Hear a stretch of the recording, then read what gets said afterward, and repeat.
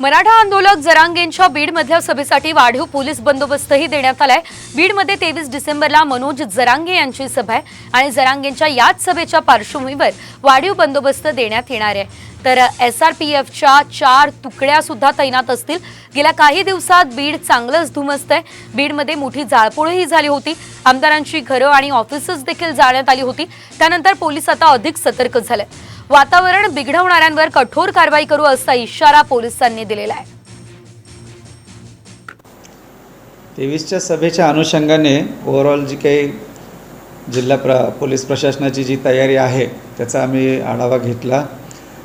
वाहतुकीचं नियमन करणे हा एक महत्त्वाचा विषय होता।